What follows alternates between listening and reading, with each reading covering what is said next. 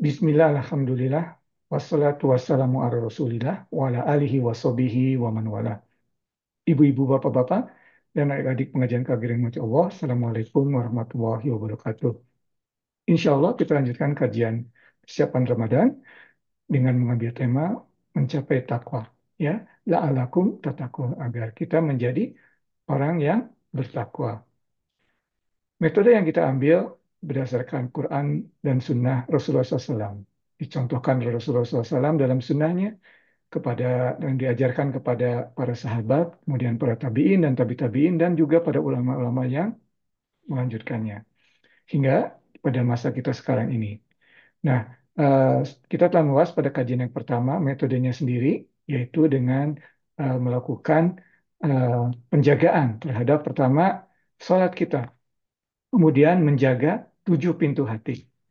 Nah, pada kajian pertama kita telah membahas yang sholat, kemudian kajian minggu lalu membahas 3 pintu hati, yaitu mata kita, ya, telinga kita, kemudian lisan kita, ya, karena 7 pintu hati itu, ya, artinya adalah 7 hal yang 7 indera kita yang mempengaruhi hati kita, yang dapat menodai bahkan juga bisa membersihkan, tergantung kita memanfaatkannya. Tapi sekarang kita fokus dalam hal menjaga agar 7 pintu hati itu tidak menodai hati kita.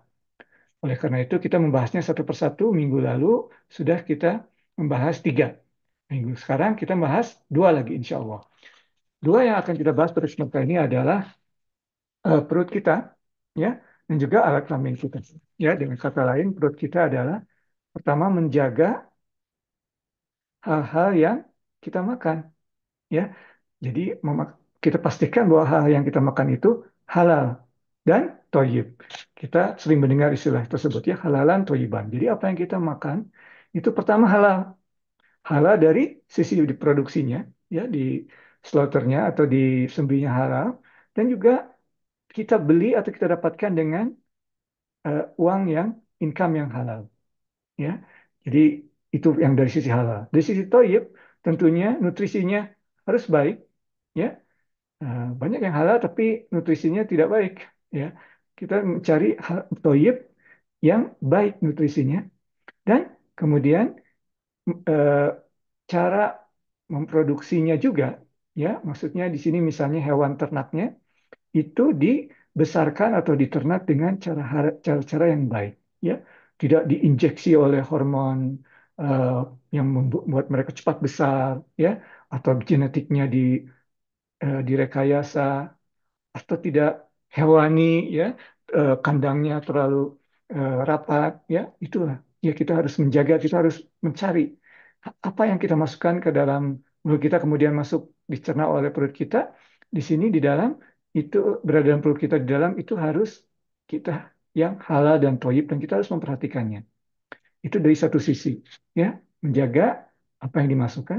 Kedua juga dari secara internal, kalau tadi eksternalnya, ya, secara internal kita juga menjaga nafsu makan kita, ya, jangan berlebihan, ya, jangan berlebihan kemudian tidak habis dibuang, ya. Nah, itu semua dalam Al-Quran itu disebutkan, ya, dan contohkan dalam Nabi. Salah satunya itu ayat yang tadi, ya, halalan thayyiban itu di surat Al-Baqarah, ya, ayat 168. Jadi ya ayuhan nas kulu mimma fil ardi halalan thayyiban. Ya,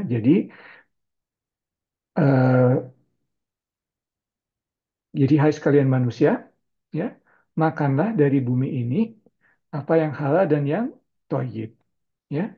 Jadi itu ayat Al-Baqarah 168. Kemudian tak jauh dari ayat tersebut, di ayat ke-172, Allah SWT juga kembali mengemphasize atau menggarisbawahi. Tapi di sini menggunakan panggilan ya ayyuhalladzina amanu. Jadi sudah kepada orang yang beriman. Ya, kulu min thayyibat wa ma razaqnakum. Nah, di sini karena sudah ayyuhalladzina amanu, halalnya tidak disebutkan karena orang yang beriman sudah wajib memakan yang halal. Tapi langsung fokus ke yang thayyib, ya. Kulu min toyibat, ya, ma rozaknakum, dari apa yang jadi yang toyib, dari apa yang kami berikan dalam ini Allah beri kepada kamu, ya. Itu di surat Al-Baqarah 168 yang pertama, kemudian 172. Jadi ini sudah perintah Allah bagi kita untuk menjaga, ya, eh, apa yang kita makan, ya, halal dan thayyib itu syaratnya.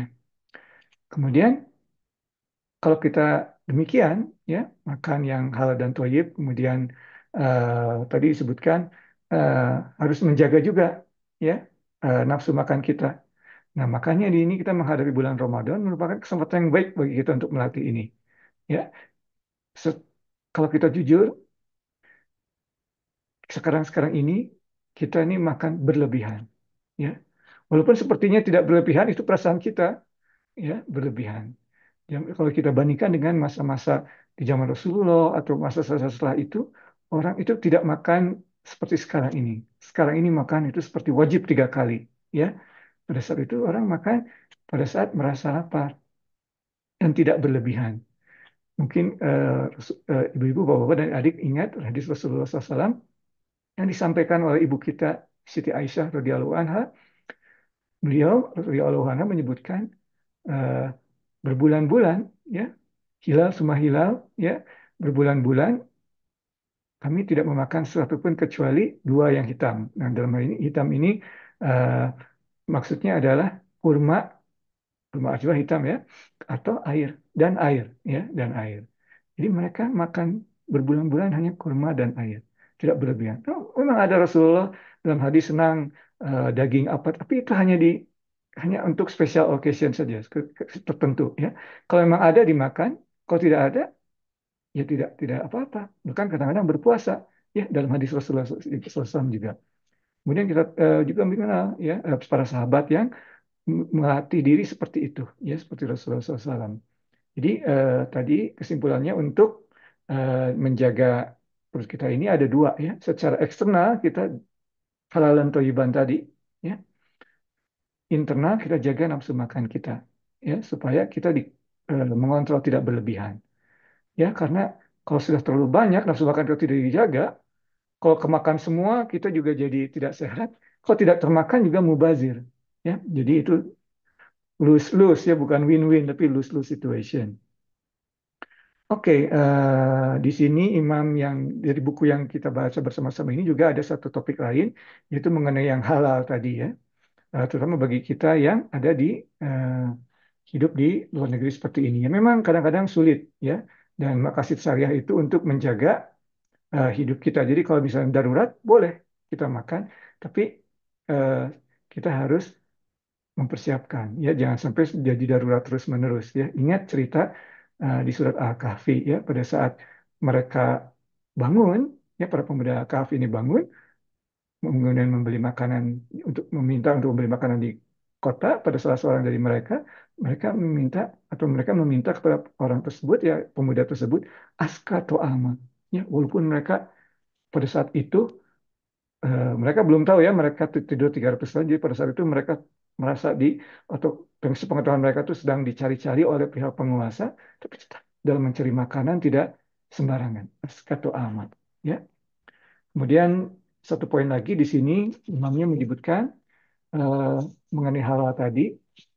Di sini kan tidak mudah, ya. Bagaimana eh, kita melihatnya? Ya, kita harus percaya pada hati kita. Makanya hati kita harus bersih, ya. Jadi eh, apa yang menimbulkan keraguan itu harus ditinggalkan untuk yang tidak menimbulkan keraguan. Ya, ini salah satu hadis Rasulullah SAW. Ya, tinggalkan apa yang menimbulkan keraguan dalam dirimu, dalam hatimu, untuk hal-hal yang tidak menimbulkan keraguan. Jadi kalau kita membeli ini halal nggak ya? Kalau ada ragu-ragu, tinggalkan. Cari yang pasti-pasti aja. Ya, demikian. Oke, sekarang pintu hati yang berikutnya yaitu uh, al-kamin kita, ya. Jadi menjaga uh, syahwat biologis, ya, dalam hal ini. Nah, tentunya di sini apa ayatnya dulu, ya. Ayatnya ini di surat Al-Mu'minun, ya, menceritakan tentang orang-orang yang mukminun, ya, di awal-awalnya surat Mu'minun tadi. Kemudian di salah satu ayatnya disebutkan waladzinahum li furujihim hafizun. Jadi mereka yang menjaga alat kelamin mereka, ya, ila ala azwajim, kecuali kepada muhrimnya, ya, pada pasangannya dalam hal ini, ya.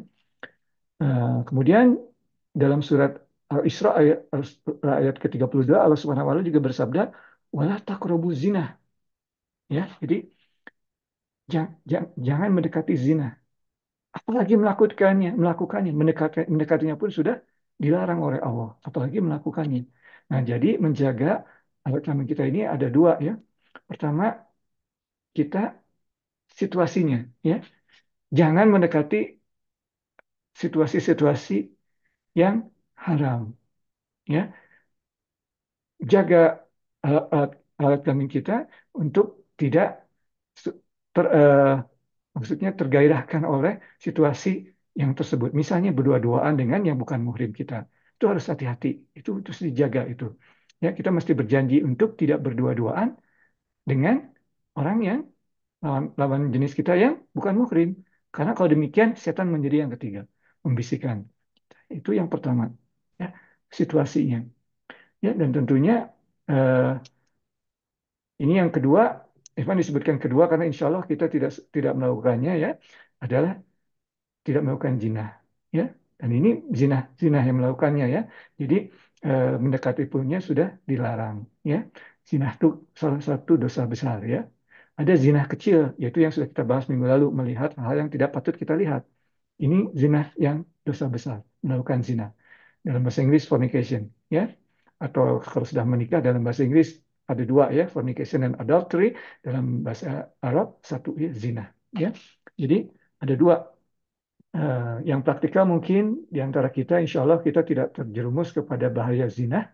Maka yang paling praktikal buat kita adalah menjauhi, ya, menjauhi situasi di mana kita menjadi berduaan dengan lawan jenis kita yang bukan muhrimnya. Ya, kadang-kadang dengan situasi pekerjaan kita terpaksa, tapi kita mesti berusaha, ya.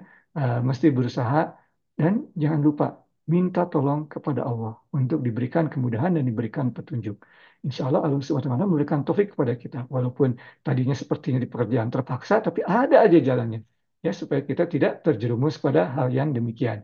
Ya, di semuanya ini ya, yang pertama menjaga sholat, kemudian minggu lalu yang menjaga mata, telinga, dan juga lidah, kemudian minggu ini menjaga perut dan juga menjaga alat kelamin. Itu prinsipnya selalu tiga hal. Ya. Pada pagi hari kita berdoa dan berjanji kepada Allah untuk menghindari hal-hal yang tidak patut berkenaan dengan mata kita, telinga kita, lidah kita, perut kita, alat kelamin kita. Kita berjanji. Ya. Tadi sudah disebutkan kalau untuk perut kita bagaimana, untuk alat kelamin kita bagaimana. Itu yang pertama. Yang kedua, sepanjang hari itu kita terus menjaga diri kita, muraqabah, aware, conscious, ya. Jangan sampai kita terjerumus. Walaupun kita sudah meminta, tapi kita juga tetap berusaha untuk menjaga, ya, mengurangi. Kemudian yang ketiga adalah muhasabah malamnya sebelum kita tidur, diingat, dicek lagi. Apakah kita melakukan hal tersebut atau tidak? Kalau kita tidak melakukan tersebut, alhamdulillah, tick one day. Tick, dilakukan hal seperti itu sampai 40 hari. Kalau gagal di tengah-tengah, ulangi lagi dari yang satu. Ya, nah, ibu-ibu, bapak-bapak, insya Allah kita dapat mengambil pelajaran dari buku yang Ivan bahas ini, ya, yang ditulis oleh Syekh Hamzah Yusuf dan Imam Zaid Sakir. Dan insya Allah Ramadan yang sudah mendekati ini, kita sekarang di bawah 15 hari menuju Ramadan, merupakan sarana dan waktu bagi kita untuk melatih diri kita untuk paling tidak mencoba latihan dari salah satu latihan yang ditulis dalam buku ini. Demikian ibu-ibu, bapak-bapak, dan adik-adik pengajian kaki Rahmat Allah, yang benar hanya dari Allah, kesalahan dari Ivan sendiri. Wabillahi taufiq wal hidayah. Assalamualaikum warahmatullahi wabarakatuh.